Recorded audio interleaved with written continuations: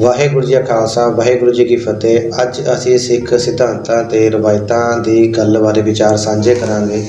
ਭਾਰਤੀ ਹਾਕਮਾਂ ਨੇ ਦਰਬਾਰ ਸਾਹਿਬ ਉੱਤੇ ਹਮਲਾ ਕਰਨ ਦੇ ਜੋ ਜ਼ਾਹਰਾ ਕਾਰਨ ਦੱਸੇ ਉਹ ਇਸ ਤਰ੍ਹਾਂ ਸਨ ਕਿ ਦਰਬਾਰ ਸਾਹਿਬ ਅੰਦਰ ਅੱਤਵਾਦੀਆਂ, ਕਾਨੂੰਨ ਦੇ ਭਗੌੜਿਆਂ ਤੇ ਹਥਿਆਰਿਆਂ ਨੇ ਪਨਾਹ ਲੈ ਰੱਖੀ ਹੋਈ ਸੀ। ਦਰਬਾਰ ਸਾਹਿਬ ਨੂੰ ਉਹਨਾਂ ਨੇ ਨਾਜਾਇਜ਼ ਹਥਿਆਰਾਂ ਦੇ ਅਸਲੇ ਦਾ ਜ਼ਖੀਰਾ ਅਤੇ ਦੇਸ਼ ਵਿਰੋਧੀ ਕਾਰਵਾਈਆਂ ਦੇ ਹਿੰਸਕ ਵਾਰਦਾਤਾਂ ਦਾ ਅੱਡਾ ਬਣਾਇਆ ਹੋਇਆ ਸੀ। ਕਿਉਂਜ ਇਸ ਨਾਲ ਇੱਕ ਤਾਂ ਦਰਬਾਰ ਸਾਹਿਬ ਦੀ ਪਵਿੱਤਰਤਾ ਤੇ ਮਾਨ ਮਰਿਆਦਾ ਭੰਗ ਹੋ ਰਹੀ ਸੀ ਅਤੇ ਦੂਜਾ ਦੇਸ਼ ਦੀ ਏਕਤਾ ਤੇ ਅਖੰਡਤਾ ਨੂੰ ਗੰਭੀਰ ਖਤਰਾ ਖੜਾ ਹੋ ਗਿਆ ਸੀ, ਜਿਸ ਕਰਕੇ ਦਰਬਾਰ ਸਾਹਿਬ ਨੂੰ ਇਹਨਾਂ ਤੱਤਾਂ ਤੋਂ ਮੁਕਤ ਕਰਾਉਣਾ ਜ਼ਰੂਰੀ ਤੇ ਲਾਜ਼ਮੀ ਹੋ ਗਿਆ ਸੀ। ਪਤਵੰਤੇ ਸਿੱਖ ਵਰਗ ਅਤੇ ਵਿਦਵਾਨ ਭਾਈਚਾਰੇ ਦਾ ਭਾਰਤੀ ਹਾਕਮਾਂ ਦੁਆਰਾ ਹਮਲੇ ਨੂੰ ਵਾਜਬ ਤੇ ਜ਼ਰੂਰੀ ਠਹਿਰਾਉਣ ਲਈ ਦਰਸਾਏ ਗਏ ਉਪਰੋਕਤ ਤਰਕ ਦੇ ਮੂਲ ਆਧਾਰ ਨਾਲ ਕੋਈ ਮਤ ਵਖਰੇਵਾ ਨਹੀਂ ਸੀ। ਉਹ ਭਾਰਤ ਸਰਕਾਰ ਦੁਆਰਾ ਦਰਬਾਰ ਸਾਹਿਬ ਅੰਦਰ ਕੀਤੀ ਗਈ ਫੌਜੀ ਕਾਰਵਾਈ ਨੂੰ ਅਸੂਲੀ ਤੌਰ ਤੇ ਗਲਤ ਜਾਂ ਅਣਉਚਿਤ ਨਹੀਂ ਸੀ ਮੰਨਦੇ। ਉਹਨਾਂ ਦਾ ਵੱਧ ਇਤਰਾਜ਼ ਇਹ ਸੀ ਕਿ ਸਰਕਾਰ ਨੇ ਤਾਕਤ ਦੀ ਲੋੜ ਨਾਲੋਂ ਵੱਧਵੀਂ ਤੇ ਬੇਦਰੇਗ ਵਰਤੋਂ ਕੀਤੀ ਸੀ, ਜਿਸ ਨਾਲ ਅਕਾਲ ਤਖਤ ਸਾਹਿਬ ਦਾ ਬਰਦਾਸ਼ਤ ਤੋਂ ਬਾਹਰ ਨੁਕਸਾਨ ਹੋਇਆ। ਦਰਬਾਰ ਸਾਹਿਬ ਦੀ ਭਾਰੀ ਬੇਅਦਬੀ ਹੋਈ ਅਤੇ ਨਤੀਜੇ ਵਜੋਂ ਸਿੱਖ ਭਾਈਚਾਰੇ ਦੇ ਧਾਰਮਿਕ ਜਜ਼ਬਾਤਾਂ ਨੂੰ ਗਹਿਰੀ ਸੱਟ ਵੱਜੀ। ਉਹਨਾਂ ਦੀ ਦਲੀਲ ਸੀ ਕਿ ਸੰਤ ਜਰਨੈਲ ਸਿੰਘ ਭਿੰਡਰਾਂਵਾਲੇ ਤੇ ਉਸ ਦੇ ਸਾਥੀਆਂ ਨੂੰ ਕਿਸੇ ਹੋਰ ਘੱਟ ਵਿਨਾਸ਼ਕਾਰੀ ਢੰਗ ਨਾਲ ਕਾਬੂ ਕੀਤਾ ਜਾਣਾ ਚਾਹੀਦਾ ਸੀ, ਜੋ ਕਿ ਉਹਨਾਂ ਮੁਤਾਬਕ ਅਸੰਭਵ ਗੱਲ ਨਹੀਂ ਸੀ। ਪਤਵੰਤੇ ਸਿੱਖ ਵਰਗ ਦੇ ਇਸ ਦ੍ਰਿਸ਼ਟੀਕੋਣ ਵਿੱਚੋਂ ਦੋ ਅਹਿਮ ਨੁਕਤੇ ਉੱਭਰਦੇ ਹਨ, ਜਿਨ੍ਹਾਂ ਦਾ ਸੰਬੰਧ ਸਿੱਖ ਸਿਧਾਂਤਾਂ ਤੇ ਰਵਾਇਤਾਂ ਬਾਰੇ ਸਮਝ ਕੇ ਉਹਨਾਂ ਦੀ ਅਰਥ ਪੇਸ਼ਕਾਰੀ ਨਾਲ ਜਾ ਜੁੜਦਾ ਹੈ। ਇਸ ਗੱਲ ਵਿੱਚ ਰੱਤੀ ਵੀ ਕੋਈ ਸ਼ੱਕ ਨਹੀਂ ਕਿ ਸੰਤ ਜਰਨੈਲ ਸਿੰਘ ਭਿੰਡਰਾਂਵਾਲਿਆਂ ਵੱਲੋਂ ਭਾਰਤੀ ਹਾਕਮਾਂ ਨੂੰ ਹਥਿਆਰਬੰਦ ਚੁਣੌਤੀ ਦੇਣੀ ਸਟੇਜ ਅਤੇ ਕਾਨੂੰਨ ਦੀਆਂ ਨਜ਼ਰਾਂ ਵਿੱਚ ਨਾਕਾਬਲੇ ਮਾਫ਼ ਗੁਨਾਹ ਸੀ, ਜਿਸ ਨੂੰ ਸਹਿਣ ਕੀਤਾ ਜਾਣਾ ਸਟੇਟ ਦੇ ਲਈ ਅਸੰਭਵ ਜਿਹੀ ਗੱਲ ਸੀ। ਪਰ ਕੀ ਸਿਰਫ ਇਸ ਬਿਨਾਹ ਤੇ ਹੀ ਇਸ ਵਿਰੁੱਧ ਸਿੱਖ ਸਿਧਾਂਤਾਂ ਤੇ ਪਰੰਪਰਾਵਾਂ ਦੀ ਅਵਗਿਆ ਕਰਨ ਦਾ ਫਤਵਾ ਦਿੱਤਾ ਜਾ ਸਕਦਾ ਹੈ? ਕੀ ਇਹ ਗੱਲ ਉੱਕਾ ਹੀ ਸੰਭਵ ਨਹੀਂ ਹੈ ਕਿ ਕੋਈ ਕਰਮ ਸਮਕਾਲੀ ਰਾਜ ਤੇ ਕਾਨੂੰਨ ਦੀਆਂ ਨਜ਼ਰਾਂ ਵਿੱਚ ਭਲੇ ਹੀ ਸੰਗੀਨ ਅਪਰਾਧ ਸਮਝਿਆ ਜਾਵੇ, ਪਰ ਸਿੱਖ ਪਰੰਪਰਾ ਮੁਤਾਬਕ ਉਹ ਪੂਰੀ ਤਰ੍ਹਾਂ ਯੋਗ ਤੇ ਵਾਜਬ ਹੋ ਸਕਦਾ ਹੈ? ਦੂਜਾ, ਇਸੇ ਹੀ ਤਰ੍ਹਾਂ ਇਸ ਗੱਲ ਵਿੱਚ ਕੋਈ ਸ਼ੱਕ ਨਹੀਂ ਹੈ ਕਿ ਮੌਜੂਦਾ ਕਾਲ ਵਿੱਚ ਦਰਬਾਰ ਸਾਹਿਬ ਭਵਨ ਸਮੂਹ ਦੀ ਰਾਜ ਵਿਰੋਧੀ ਰਾਜਨੀਤਿਕ ਸਰਗਰਮੀਆਂ ਦੇ ਕੇਂਦਰ ਵਜੋਂ ਵਰਤੋਂ ਕਰਨੀ ਭਾਰਤੀ ਹਾਕਮਾਂ ਦੇ ਹਿੱਤ ਲਈ ਉੱਕਾ ਹੀ ਮੁਵਾਫਕ ਨਹੀਂ ਹੈ। ਦਰਬਾਰ ਸਾਹਿਬ ਦੀ ਧਾਰਮਿਕ ਪਵਿੱਤਰਤਾ ਤੇ ਮਾਨ ਮਰਿਆਦਾ ਬਾਰੇ ਭਾਰਤੀ ਹਾਕਮਾਂ ਦਾ ਆਪਣਾ ਇੱਕ ਦ੍ਰਿਸ਼ਟੀਕੋਣ ਹੈ, ਜੋ ਉਹਨਾਂ ਦੇ ਮੌਜੂਦਾ ਰਾਜਸੀ ਹਿੱਤਾਂ ਤੇ ਸਵਾਰਥਾਂ ਦੇ ਅਨੁਕੂਲ ਤੇ ਇਹਨਾਂ ਦੀ ਸੇਵਾ ਪੂਰਤੀ ਕਰਦਾ ਹੈ। ਪਰ ਸਿੱਖ ਸਿਧਾਂਤਾਂ ਤੇ ਰਵਾਇਤਾਂ ਦੀ ਦ੍ਰਿਸ਼ਟੀ ਤੋਂ ਦੇਖਿਆ ਦਰਬਾਰ ਸਾਹਿਬ ਭਵਨ ਸਮੂਹ ਨੂੰ ਸੰਤ ਜਰਨੈਲ ਸਿੰਘ ਭਿੰਡਰਾਂਵਾਲਿਆਂ ਵੱਲੋਂ ਭਾਰਤੀ ਹਾਕਮਾਂ ਦੇ ਜ਼ੁਲਮਾਂ ਵਿਰੁੱਧ ਟਾਕਰੇ ਦੀ ਜੰਗ ਦਾ ਕੇਂਦਰ ਬਣਾਉਣਾ ਕੀ ਅਯੋਗ ਠਹਿਰਾਇਆ ਜਾ ਸਕਦਾ ਹੈ, ਕਿਉਂਕਿ ਇੱਥੇ ਮਸਲਾ ਰਾਜਨੀਤਿਕ ਸੰਘਰਸ਼ ਦੇ ਪੁਰ-ਅਮਨ ਜਾਂ ਹਥਿਆਰਬੰਦ ਹੋਣ ਦਾ ਨਹੀਂ ਹੈ। ਇਸ ਬਾਰੇ ਸਿੱਖ ਭਾਈਚਾਰੇ ਅੰਦਰ ਅਲੱਗ-ਅਲੱਗ ਮਾਤਰਾਵਾਂ ਹੋ ਸਕਦੀਆਂ ਹਨ। ਮਸਲਾ ਦਰਬਾਰ ਸਾਹਿਬ ਨਾਲ ਜੁੜੀਆਂ ਸਿੱਖ ਰਵਾਇਤਾਂ ਬਾਰੇ ਸਹੀ ਸਮਝ ਤੇ ਇਹਨਾਂ ਦੀ ਦਰੁਸਤ ਅਰਥ ਪੇਸ਼ਕਾਰੀ ਦਾ ਹੈ। ਇੱਥੇ ਦੋ ਗੱਲਾਂ ਨੂੰ ਆਪਸ ਵਿੱਚ ਨਿਖੇੜ ਕੇ ਦੇਖਿਆ ਜਾਣਾ ਚਾਹੀਦਾ ਹੈ। ਇੱਕ, ਦਰਬਾਰ ਸਾਹਿਬ ਭਵਨ ਸਮੂਹ ਨੂੰ ਆਮ ਰੂਪ ਵਿੱਚ ਹੀ ਹੱਕ ਤੇ ਇਨਸਾਫ ਲਈ ਰਾਜਨੀਤਿਕ ਸੰਘਰਸ਼ ਦਾ ਕੇਂਦਰ ਬਣਾਉਣਾ। ਦੂਜਾ, ਇਸ ਨੂੰ ਸਮਕਾਲੀ ਰਾਜ ਵਿਰੁੱਧ ਹਥਿਆਰਬੰਦ ਵਿਦਰੋਹ ਜਾਂ ਸੰਘਰਸ਼ ਦਾ ਕੇਂਦਰ ਬਣਾਉਣਾ। ਇਤਿਹਾਸਕ ਤਜਰਬੇ 'ਚੋਂ ਇਹ ਤੱਥ ਭਲੀ ਭਾਂਤ ਰੂਪ ਵਿੱਚ ਉਘੜ ਕੇ ਸਾਹਮਣੇ ਆ ਜਾਂਦਾ ਹੈ ਕਿ ਸੰਘਰਸ਼ ਦਾ ਰੂਪ ਭਾਵੇਂ ਕੋਈ ਵੀ ਹੋਵੇ, ਇਹ ਪੁਰ-ਅਮਨ ਹੋਵੇ ਜਾਂ ਹਥਿਆਰਬੰਦ, ਦਰਬਾਰ ਸਾਹਿਬ ਦੀ ਹੱਕ ਤੇ ਇਨਸਾਫ ਲਈ ਰਾਜਸੀ ਸੰਘਰਸ਼ ਦੇ ਕੇਂਦਰ ਵਜੋਂ ਵਰਤੋਂ ਸਮਕਾਲੀ ਹੁਕਮਰਾਨਾਂ ਨੂੰ ਕਦੇ ਵੀ ਨਹੀਂ ਰੁਕਾਈ। ਭਾਈ ਮਨੀ ਸਿੰਘ ਨੇ ਸਮਕਾਲੀ ਮੁਗਲ ਹਕੂਮਤ ਵਿਰੁੱਧ ਕੋਈ ਹਥਿਆਰਬੰਦ ਜਹਾਦ ਖੜਾ ਨਹੀਂ ਸੀ ਕੀਤਾ। ਪਰ ਇਸ ਦੇ ਬਾਵਜੂਦ ਦਰਬਾਰ ਸਾਹਿਬ ਦਾ ਸਿੱਖ ਸਰਗਰਮੀਆਂ ਦੇ ਕੇਂਦਰ ਵਜੋਂ ਉੱਭਰਨਾ ਮੁਗਲ ਹਾਕਮਾਂ ਕੋਲੋਂ ਬਰਦਾਸ਼ਤ ਨਹੀਂ ਸੀ ਹੋ ਸਕਿਆ। ਬਰਤਾਨਵੀ ਰਾਜ ਦੌਰਾਨ ਸਿੱਖਾਂ ਦਾ ਸੰਘਰਸ਼ ਪੂਰੀ ਤਰ੍ਹਾਂ ਪੁਰ-ਅਮਨ ਰਿਹਾ, ਪਰ ਇਸ ਦੇ ਬਾਵਜੂਦ ਦਰਬਾਰ ਸਾਹਿਬ ਦੀ ਰਾਜਸੀ ਸਰਗਰਮੀਆਂ ਦੇ ਕੇਂਦਰ ਵਜੋਂ ਵਰਤੋਂ ਉੱਤੇ ਉਹਨਾਂ ਨੂੰ ਲਗਾਤਾਰ ਭਾਰੀ ਔਖ ਹੁੰਦੀ ਰਹੀ ਅਤੇ ਇਸ ਦੀ ਰੋਕਥਾਮ ਵਜੋਂ ਉਹ ਸਿੱਖ ਸਮਾਜ ਅੰਦਰਲੇ ਆਪਣੇ ਪਿੱਠੂ ਤੱਤਾਂ ਦੀ ਮਦਦ ਦੇ ਜ਼ਰੀਏ ਦਰਬਾਰ ਸਾਹਿਬ ਉੱਤੇ ਆਪਣਾ ਕਸਬਾ ਕੰਟਰੋਲ ਸਥਾਪਿਤ ਕਰਨ ਦੇ ਨਿਰੰਤਰ ਯਤਨ ਕਰਦੇ ਰਹੇ ਸਨ। ਇਸੇ ਹੀ ਤਰ੍ਹਾਂ 1947 ਵਿੱਚ ਭਾਰਤ ਦੇ ਆਜ਼ਾਦ ਹੁੰਦਿਆਂ ਹੀ ਹਿੰਦੂ ਹਾਕਮਾਂ ਨੂੰ ਦਰਬਾਰ ਸਾਹਿਬ ਦੀ ਰਾਜਸੀ ਸਰਗਰਮੀਆਂ ਦੇ ਕੇਂਦਰ ਵਜੋਂ ਵਰਤੋਂ ਯਕਦਮ ਅਯੋਗ ਦਿਖਾਈ ਦੇਣ ਲੱਗ ਪਈ ਸੀ। ਹਾਲਾਂਕਿ ਭਾਰਤ ਦੀ ਆਜ਼ਾਦੀ ਦੀ ਜੱਦੋ-ਜਹਿਦ ਦੇ ਅਮਲ ਦੌਰਾਨ ਦਰਬਾਰ ਸਾਹਿਬ ਦੀ ਅਜਿਹੀ ਭੂਮਿਕਾ ਤੇ ਉਹਨਾਂ ਦੇ ਕਦੇ ਭੁੱਲ ਕੇ ਵੀ ਇਤਰਾਜ਼ ਨਹੀਂ ਸੀ ਜਤਾਇਆ। ਇਹ ਤਕਲੀਫ ਉਹਨਾਂ ਨੂੰ ਅਚਾਨਕ 1947 ਤੋਂ ਬਾਅਦ ਹੀ ਹੋਣ ਲੱਗੀ ਸੀ।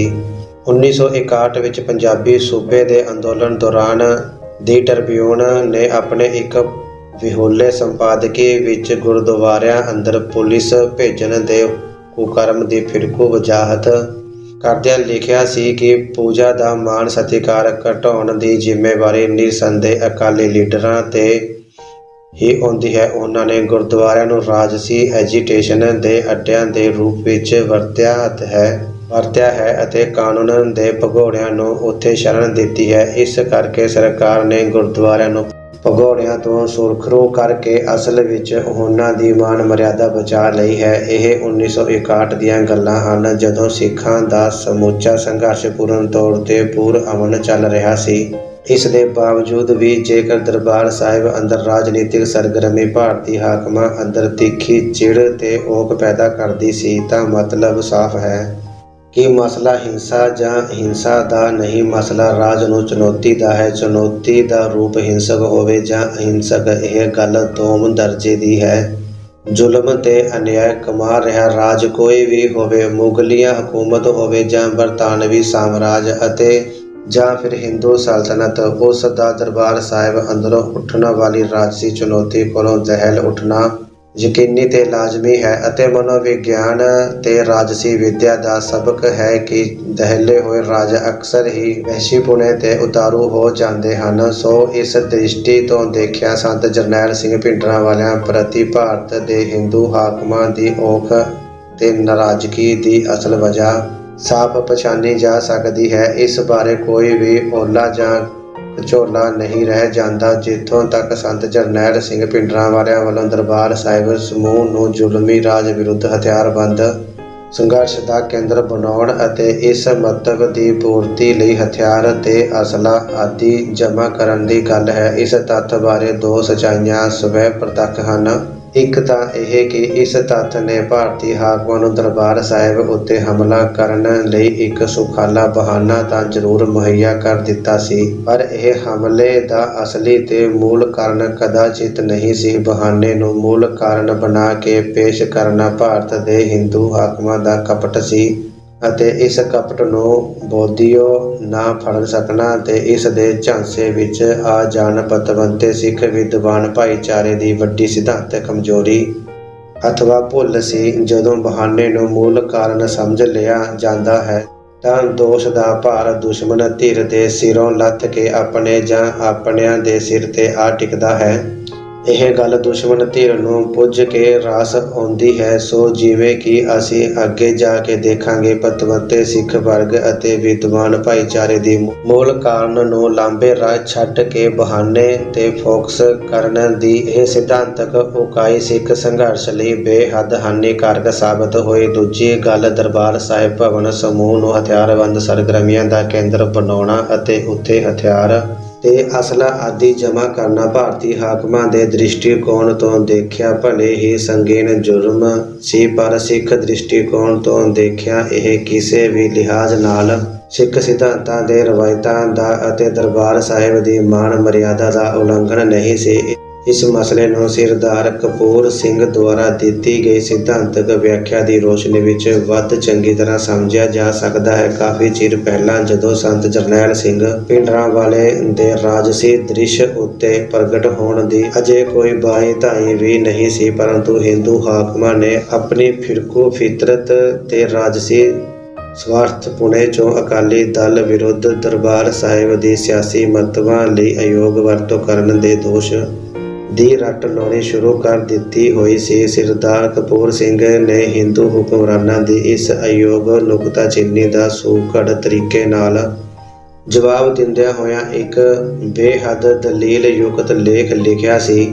ਸਰਦਾਰ ਸਾਹਿਬ ਨੇ ਭਾਰਤ ਦੇ ਹਾਕਮਾਂ ਦੇ ਖਾਨੇ ਵਿੱਚ ਇਹ ਗੱਲ ਪਾਉਣ ਦੀ ਪੁਰਜ਼ੋਰ ਕੋਸ਼ਿਸ਼ ਕੀਤੀ ਸੀ ਕਿ ਗੋਲਡਨ ਟੈਂਪਲ ਤੇ ਇਸ ਦੇ ਭਵਨ ਸਮੂਹ ਦੀ ਰਾਜਸੀ ਹਿੱਤਾਂ ਲਈ ਵਰਤੋਂ ਬਾਰੇ ਰਾਜ ਸ਼ਕਤੀ ਦੀਆਂ ਨਜ਼ਰਾਂ ਵਿੱਚ ਦੋਸ਼ੀ ਸਮਝੇ ਜਾਣ ਵਾਲੇ ਤੱਤਾਂ ਦੁਆਰਾ ਇਸ ਦੇ ਅੰਦਰ ਪ੍ਰਵੇਸ਼ ਕਰ ਜਾਣ ਅਤੇ ਇਸ ਨੂੰ ਆਪਣਾ ਅੱਡਾ ਬਣਾ ਲੈਣ ਬਾਰੇ, ਇਸ ਅੰਦਰੋਂ ਗੈਰ ਧਾਰਮਿਕ ਸਰਗਰਮੀਆਂ ਚਲਾਉਣ ਬਾਰੇ ਲਗਾਤਾਰ ਢੇਰ ਸਾਰੀਆਂ ਗਲਤਫਹਿਮੀਆਂ ਪੈਦਾ ਹੁੰਦੀਆਂ ਰਹਿੰਦੀਆਂ ਹਨ।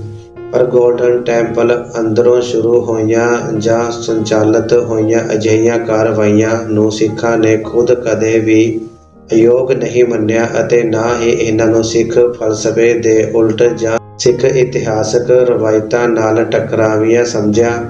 ਸਰਦਾਰ ਕਪੂਰ ਸਿੰਘ ਨੇ ਸਿੱਖ ਰਵਾਇਤਾਂ ਦੇ ਨਿਆਰੇਪਣ ਦੇ ਸੱਚ ਨੂੰ ਸਮਝਣ ਤੋਂ ਇਨਕਾਰੀ ਹੋਏ ਹਿੰਦੂ ਹਾਕਮਾਂ ਨੂੰ ਸੂਘੜ ਦਲੀਲਬਾਜ਼ੀ ਨਾਲ ਇਹ ਗੱਲ ਸਮਝਣ ਲਈ ਪੂਰਾ ਤਾਣ ਲਾ ਦਿੱਤਾ ਸੀ ਕਿ ਸਿੱਖਾਂ ਵੱਲੋਂ ਕੀਤੇ ਜਾ ਰਹੇ ਇਹਨਾਂ ਦਾਅਵਿਆਂ ਅਤੇ ਪ੍ਰਗਟਾਏ ਜਾ ਰਹੇ ਆਚਾਰ ਵਿਹਾਰ ਵਿੱਚ ਕੁਝ ਵੀ ਨਵਾਂ ਜਾਂ ਅਲੋਕਾਰਾ ਨਹੀਂ ਹੈ, ਕਿਉਂਕਿ ਇਹ ਉਹਨਾਂ ਦੇ ਬੀਤੇ ਇਤਿਹਾਸ ਤੇ ਰਵਾਇਤਾਂ, ਉਹਨਾਂ ਦੇ ਅਕੀਦਿਆਂ ਤੇ ਅਸੂਲਾਂ ਦੇ ਅਨੁਸਾਰ ਹੀ ਹੈ ਅਤੇ ਇਸ ਮਾਮਲੇ ਵਿੱਚ ਉਹਨਾਂ ਉੱਤੇ ਕਿਸੇ ਖਿਲਾਫ ਵਰਜੀ ਦਾ ਦੂਸ਼ਣ ਨਹੀਂ ਲੱਗ ਸਕਦਾ ਤੇ ਨਾ ਉਹ ਉਹਨਾਂ ਪ੍ਰਤੀ ਜਿਨ੍ਹਾਂ ਦੇ ਹੱਥ ਅੱਜ ਰਾਜ ਸੱਤਾ ਹੈ ਬਦਗੁਮਾਨ ਹੀ ਕਹੇ ਜਾ ਸਕਦੇ ਹਨ। ਅਤੇ ਜੇਕਰ ਇਸ ਉੱਤੇ ਨਾਖੁਸ਼ੀ ਤੇ ਔਕ ਮਹਿਸੂਸ ਕਰਦੇ ਰਹੇ ਤਾਂ ਇਸ ਵਿੱਚ ਸਿੱਖਾਂ ਦੇ ਮੌਜੂਦਾ ਵਤੀਰੇ ਤੇ ਸਮਝ ਦਾ ਕੋਈ ਕਸੂਰ ਨਹੀਂ ਹੈ। ਇਹ ਉਹਨਾਂ ਦੀ ਰੂਹਾਨੀ ਤਬੀਅਤ ਤੇ ਇਤਿਹਾਸ ਵਿੱਚੋਂ ਜਨਮੀ ਵਿਗਸੀ ਮਾਨਸਿਕਤਾ ਦਾ ਕਸੂਰ ਹੈ। ਇਸ ਦੇ ਲਈ ਕੋਈ ਵੀ ਵਿਅਕਤੀ ਜ਼ਿੰਮੇਵਾਰ ਨਹੀਂ ਹੈ। ਨਿਰਪੱਖ ਭਾਵਨਾ ਨਾਲ ਦੇਖਿਆ ਜਾਵੇ ਤਾਂ ਇਸ ਦੇ ਲਈ ਕਿਸੇ ਵਿਅਕਤੀ ਵਿਸ਼ੇਸ਼ ਨੂੰ ਦੋਸ਼ੀ ਨਹੀਂ ਠਹਿਰਾਇਆ ਜਾ ਸਕਦਾ। ਸੋ ਸਰਦਾਰ ਕਪੂਰ ਸਿੰਘ ਦੇ ਉਪਰੋਕਤ ਸਿਧਾਂਤਕ ਵਿਆਖਿਆਨ ਮੁਤਾਬਕ ਸੰਤ ਜਰਨੈਲ ਸਿੰਘ ਭਿੰਡਰਾਂਵਾਲਿਆਂ ਦੁਆਰਾ ਦਰਬਾਰ ਸਾਹਿਬ ਭਵਨ ਸਮੂਹ ਨੂੰ ਭਾਰਤੀ ਹਾਕਮਾਂ ਦੇ ਜ਼ੁਲਮਾਂ ਤੇ ਧੱਕੇਸ਼ਾਹੀ ਵਿਰੁੱਧ ਸਿੱਖ ਸੰਘਰਸ਼ ਦਾ ਕੇਂਦਰ ਬਣਾਉਣਾ ਸਿੱਖੀ ਸਿਧਾਂਤਾਂ ਤੇ ਇਤਿਹਾਸਕ ਰਵਾਇਤਾਂ ਦੇ ਅਨੁਕੂਲ ਸੀ ਅਤੇ ਇਸ ਵਿੱਚ ਦਰਬਾਰ ਸਾਹਿਬ ਦੀ ਪਵਿੱਤਰਤਾ ਤੇ ਮਾਣ ਮਰਿਆਦਾ ਨੂੰ ਭੰਗ ਕਰਨ ਵਾਲੀ ਕੋਈ ਗੱਲ ਨਹੀਂ ਸੀ। ਇਸ ਤਰ੍ਹਾਂ ਸੰਤ ਜਰਨੈਲ ਸਿੰਘ ਦੁਆਰਾ ਸਿੱਖ ਕੌਮ ਦੀਆਂ ਜਮਹੂਰੀ ਤੇ ਵਾਜਬ ਮੰਗਾਂ ਦੇ ਹੱਕ ਲਈ ਆਵਾਜ਼ ਬੁਲੰਦ ਕਰਨਾ ਇਨਸਾਫ ਦੀ ਦ੍ਰਿਸ਼ਟੀ ਤੋਂ ਕੋਈ ਗੁਨਾਹ ਨਹੀਂ ਸੀ।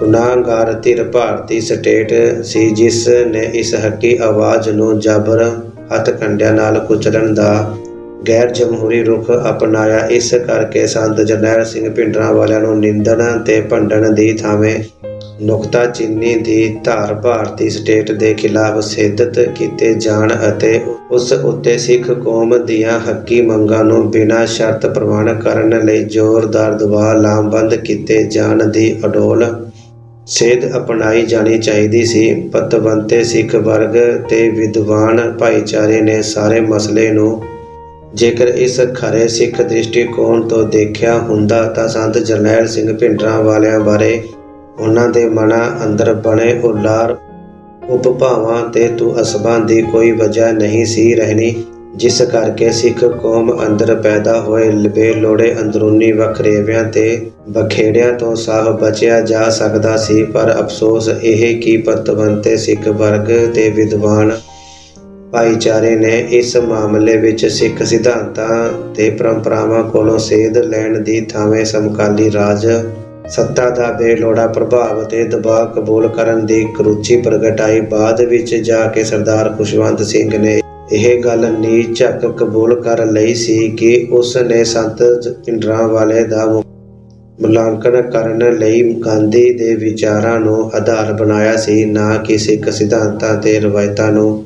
ਸੋ ਸਾਰੀ ਗੱਲ ਦਾ ਤੋੜਾ ਇੱਥੇ ਆ ਕੇ ਝੜਦਾ ਹੈ ਕਿ ਤਵੰਤੇ ਸਿੱਖ ਵਿਦਵਾਨ ਵਰਗ ਅੰਦਰ ਦੁਸ਼ਮਣ ਨੂੰ ਸਹੀ ਅਨੁਪਾਤ ਵਿੱਚ ਤੱਕਣ ਵਾਲੀ ਅੰਤਰ ਦ੍ਰਿਸ਼ਟੀ ਨਹੀਂ ਸੀ, ਜਿਸ ਕਰਕੇ ਉਸ ਨੇ ਭਾਰਤੀ ਸਟੇਟ ਦੇ ਟਾਕਰੇ ਵਿੱਚ ਸੰਤ ਜਰਨੈਲ ਸਿੰਘ ਭਿੰਡਰਾਂਵਾਲਿਆਂ ਦੇ ਖਿਲਾਫ ਆਪਣੀ ਵਧਵੀ ਨਫ਼ਰਤ ਦਾ ਪ੍ਰਗਟਾਵਾ ਕੀਤਾ ਅਤੇ ਜਿਸ ਸਦਕਾ ਸਿੱਖ ਕੌਮ ਅੰਦਰ ਬੇਵਜ੍ਹਾ ਅੰਦਰੂਨੀ ਬਖੇੜੇ ਖੜੇ ਕੀਤੇ, ਦੁਸ਼ਮਣ ਵਰਗ ਨੇ ਜਿਸ ਦਾ ਪੁੱਜ ਕੇ ਲਾਭ ਉਠਾਇਆ।